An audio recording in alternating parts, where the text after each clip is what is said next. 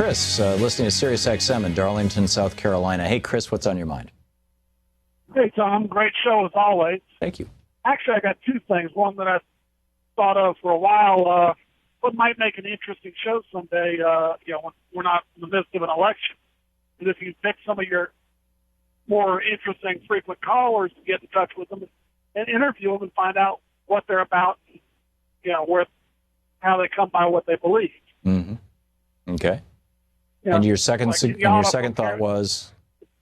And my second thought was that guy whose article you were talking about, everybody being polled just embarrassed to admit they're going to vote for Trump.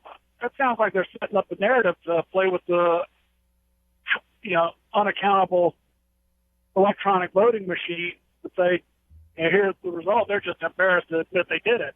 Well, that was how you're absolutely right. In 2000 and in 2004, there was significant redshift in about 5 really important states. And redshift is where the electronic voting machines say that George W. Bush, in this case, got anywhere from 3 to 7% more votes than the exit polls indicated he actually got.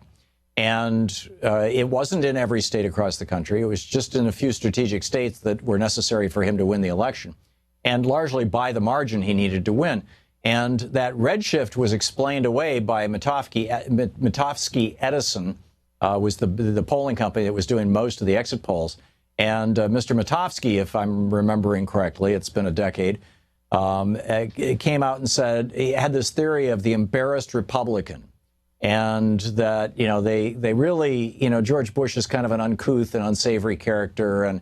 And so they just, they lied to the exit pollsters saying, I just couldn't. And that was his theory about why in just a half a dozen or, fewer than a dozen states, you had this redshift phenomena. I don't buy it. I think it's election manipulation. I think that it's electronic voting machines, electronic tabulators, or both being manipulated by either the company, by independent hackers, or by the Republican Party. I don't know who, but it's a real thing in my opinion.